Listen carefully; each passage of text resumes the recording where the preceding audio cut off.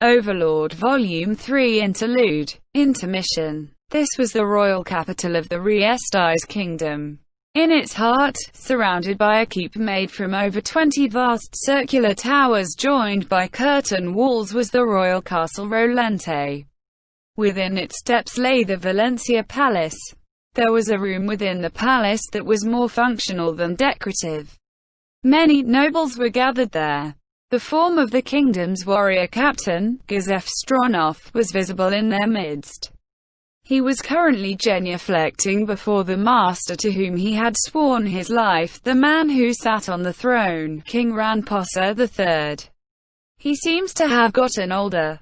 That was the impression the king gave him when he compared the man now to how he had been half a month ago, when he had set out.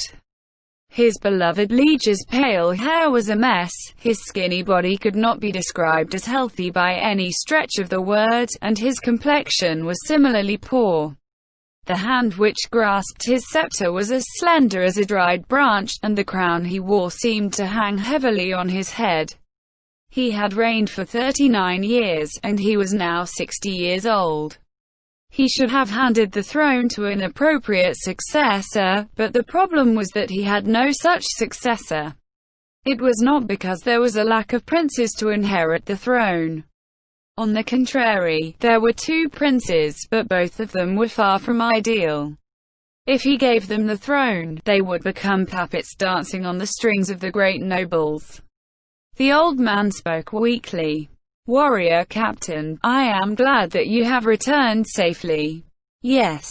Thank you, Your Majesty." Those sympathetic words drew a deep bow from Gazef as he responded. "Umu, I have received some reports, but I would like to hear what happened from your own mouth, Warrior Captain." "Understood." Gazef described in detail the events of what had happened after he left the royal capital and reached Kani village. He paid particular attention to the mysterious magic caster known as Ainzulgaon, but he did not mention his suspicions of the slain theocracy's involvement. This was because Gazef felt it would be best if less people knew about the matter, and so it was inadvisable to speak about it in this place. And so, Gazef talked and talked. He narrated a heroic tale of a man who stepped in to right a wrong in his way, who plunged fearlessly into danger to rescue the villagers, with no regard to the cost to himself. Is that so? That certainly is a glowing review of him. To think he would go into danger to save the weak. Several nobles exchanged patronizing gossip about Ainzulgaon as the king muttered those words of praise. A problematic individual. A deviant who did not dare reveal his face to the world. A magic caster with a strange name. In the end, they even brought up the idea that he might have staged the attack in order to advertise himself. Gazef strove to keep his anger from showing on his face. He felt profoundly useless for being unable to defend his savior from their words. There was a reason for that, of course. That was because the nobles mocking Ains had one thing in common: they were from one of the big factions in the kingdom. That of the great nobles. 30% of the Riesti's kingdom was directly ruled by the king, while the great nobles controlled another 30%. The remaining 40% was a feudal domain which belonged to the other nobles. In addition, the kingdom's leadership was divided into 2 factions, which struggled for power all day and night. On one hand was the royal faction, while on the other was the noble faction, which was composed of more than half of the kingdom's 6 great nobles. Though they were currently before the king, this was merely an extension of the battlefield where both sides did battle. Because of that, Gazef, being of the royal faction, and thus the king's trusted servant, was unwilling to interject casually. He knew that his own clumsy phrasings could not possibly defeat those nobles, so he had to instead minimize his own chances of misspeaking. The slain theocracy's secret forces knew how we were moving and showed up at the right time. That means there's a high chance of a spy within the kingdom. That being the case, it might be one of the noble faction's people. Gazef's gaze turned to one of the nobles, who had an exceptionally cold look in his eyes. His blonde hair was tied back, and he had a pair of narrow, blue eyes. His skin was the same one color unique to those who avoided the sun. He projected the image of a venomous snake that was only reinforced by his slim build. He should have been less than 40 years old, but his unhealthy complexion made him seem older than that. His name was Marquis Raven, one of the 6 great nobles. He flitted between both factions like a bat for his own gain, and he was one of those who backed the king's second son. If there was a traitor to the king, it should be him, right? Sensing Gazef's eyes upon him, Marquis Raven quirked up the edge of his already thin lips. Gazef stiffened up even further in response to this provocation. Then let us conclude your report here, warrior captain. There are other important matters to decide. Those tired words from the king briefly silenced the chatter from the clustered nobles. Gazef returned to the king's side and surveyed the nobles. As a man with the king's trust, he was already used to their displeased glares. Then, if tradition holds, we ought to be going to war with the Empire in several months' time. Let us discuss how we will address this matter. Marquis Raven explained to everyone. Understood, Your Majesty. The ghost-like man walked silently before them, and began speaking in a low voice. Nobody interrupted him. Not only did he have influence in each faction, but he was also the most powerful of the 6 great nobles. Nobody would dare make an enemy of him. Marquis Raven outlined his plans for the future, describing how many men under arms he would require of each noble, all without meeting any opposition. When he was finished, he smiled haughtily and bowed to the king. And that is all. Thank you, Marquis Raven. Does anyone have any objections? The court became a sea of commotion once more, with people talking at and over each other. It's our turn to take the offensive. Let's attack the Empire while we're at it. Exactly. I'm getting tired of just beating back the Empire. Precisely. Let us show those fools in the Empire how frightening we can be. Indeed, you have it at that, Count Sama. The laughter of lavishly dressed men echoed through the court. Don't be stupid. How refreshing it would be if he could actually say that. The kingdom and its neighbor, the Empire, faced off at the Katsa Plains every year. To date, neither side had sustained heavy casualties, but that was only because the Empire had not committed its forces to the battlefield. If they truly intended to conquer the kingdom, there would be no need for them to form up at the Katsa Plains and await the kingdom's army. Gazef and some of the nobles who could use their brains felt that the objective of these events was to deplete the strength of the kingdom. Take for instance the kingdom with its peasant levies, compared to the Empire and its professional corps of knights.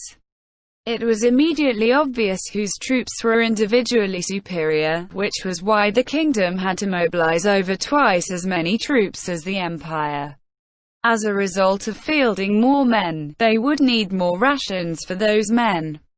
Of course, there were some magic items which could produce food, but said food only qualified as such because of their nutritional value. Their taste was so revolting that even starving people would think twice about eating it. Thus, this magically created food could not substitute for proper rations. In addition, the Empire chose the harvest season of the late ripening wheat to invade, causing a lack of hands in the villages. This delayed the harvest of wheat and other grains. In this way, the kingdom would weaken without the need for a full-scale invasion, and this would weaken the power of the crown. Because of that, the noble faction paid these consequences no heed. In fact, they were delighted by the royal faction, their enemies losing their power and influence. Once the strength of the kingdom fades, the empire will invade in force. Do you think the enemy will truly be content with such small skirmishes?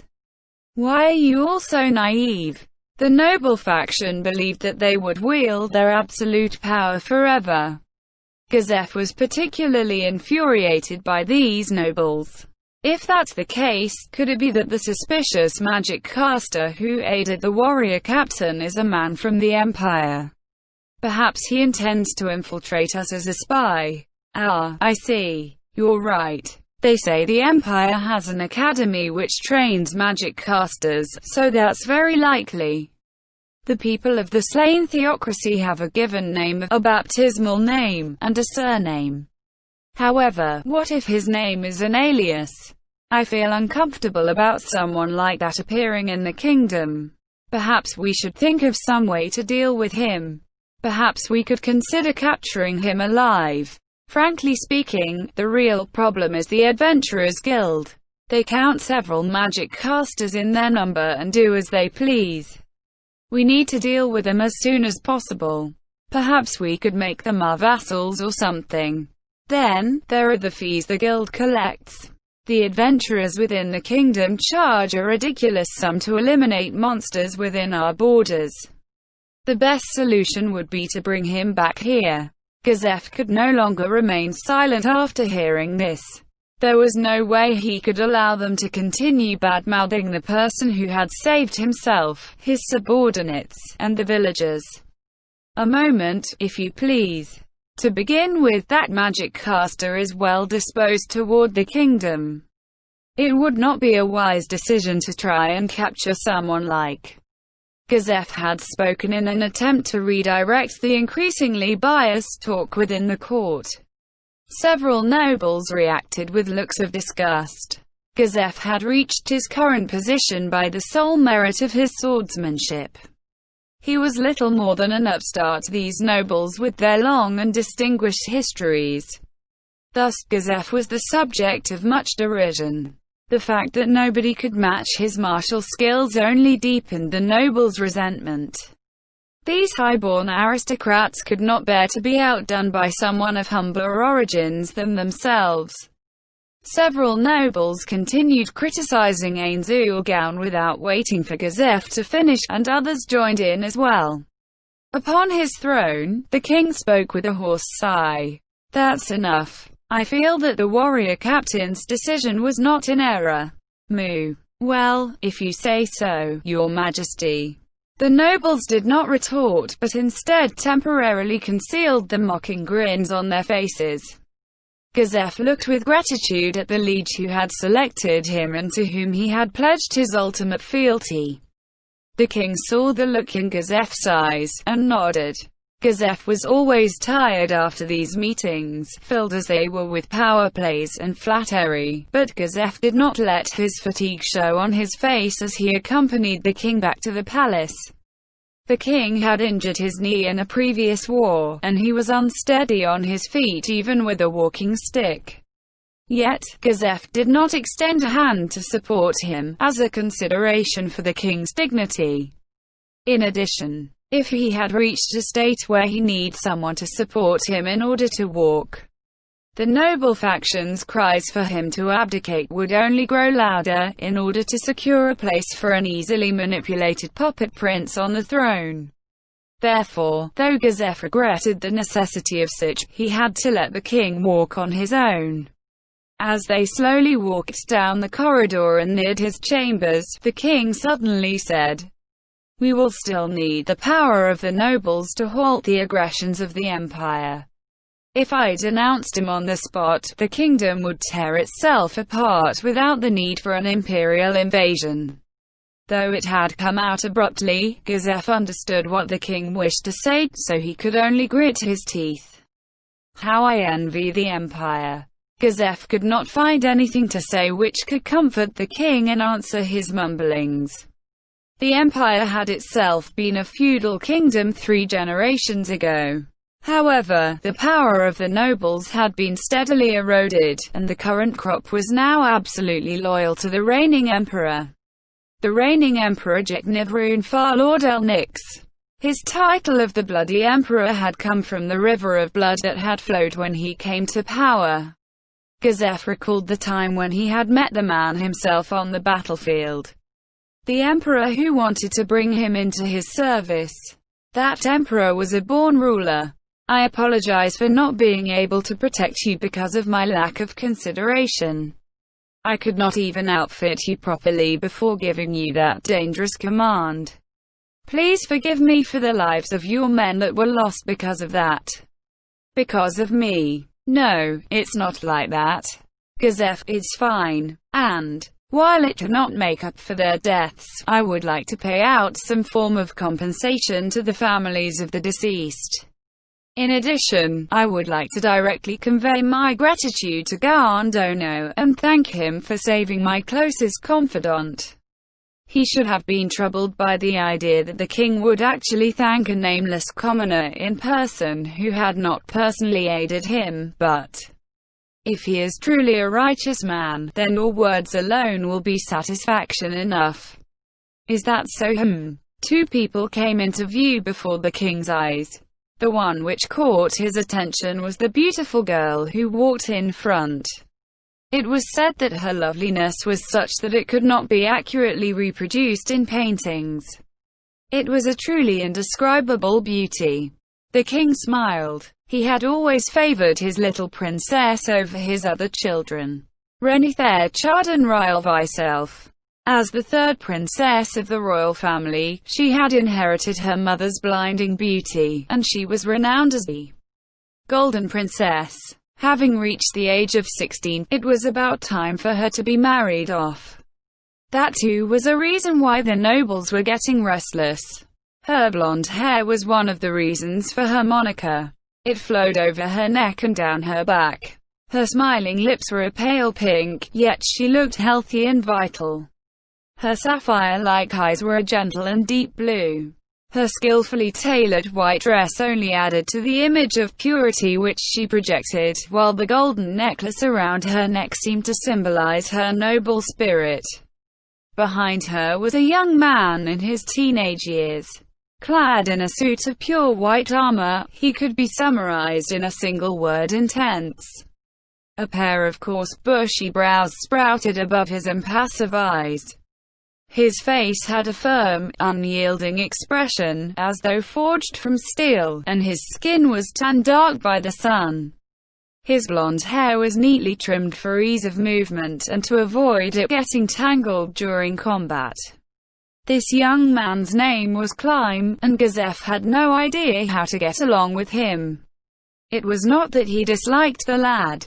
On the contrary, he actually liked him. However, Gazef could not bear the air of intensity which surrounded him.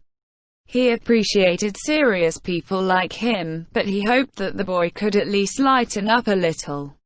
Still, Gazef understood his feelings. As someone who stood beside the most beautiful woman in the kingdom, he was the target of much hatred and jealousy, without so much as a friend to call his own. In addition, he came from the same humble origins as Gazef, no, worse than Gazef. Thus, he could not show any weakness, could not allow anyone to criticize a single move he made. Father, warrior Captain Sama. The king smiled to Rena as she jogged over, and nodded to Climb as he bowed deeply. The meeting's finally over. There was much to discuss, after all. Is that so? I was thinking about something, so I decided to wait here so I could tell you about it. Really now? I apologize, then. The things she pondered were hardly trivial matters. The other reason why she was known as the Golden Princess was due to her adroit mind and admirable spirit. Not only were her policies revolutionary, but she had even proposed new laws, all of which were sound and sensible. The policies she proposed seemed to be entirely centered around measures that aided the lower classes. However, these were not simple handouts, but a comprehensive system of relief policies designed to give those people who wanted to work a chance to feed themselves by their own power. In addition, these policies would also improve the place of the common folk, heighten their loyalty to the crown, improve productivity, and positively affect the crown in general. Although most of these initiatives had been dismantled by nobles who opposed any improvement in the lot of the peasants, the wiser members of society and those people who had benefited from those policies strongly approved of her. "Then, I'll listen to you when I return to my chambers. But father, now is the time for me to go walking about.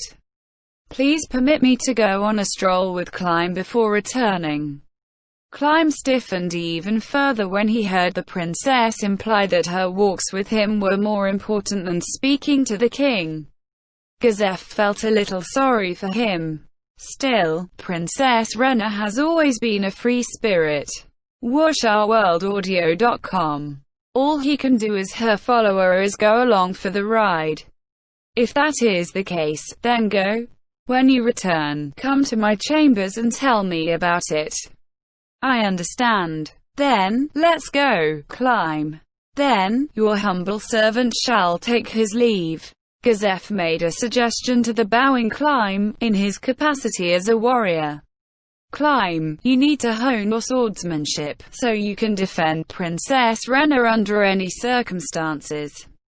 Yes, sir. Clyme nodded vigorously, but Rena then replied in a disapproving tone. Clyme's fine. He'll be able to protect me, no matter what happens. There was no basis for her words.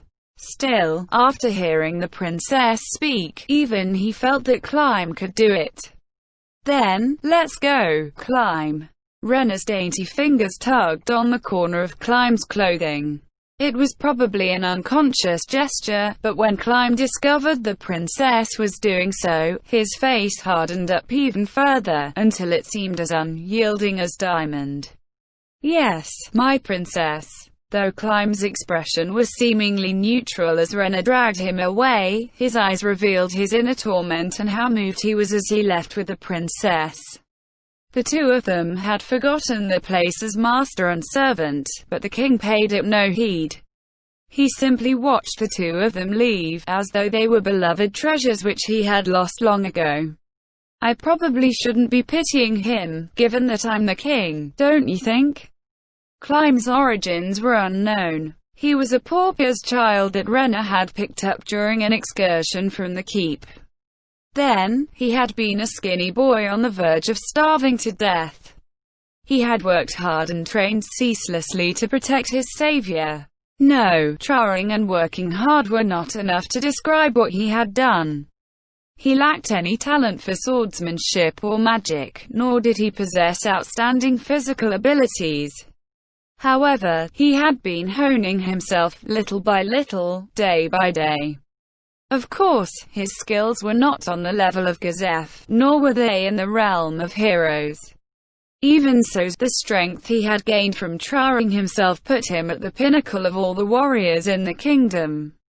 That said, there were some obstacles which he could not overcome.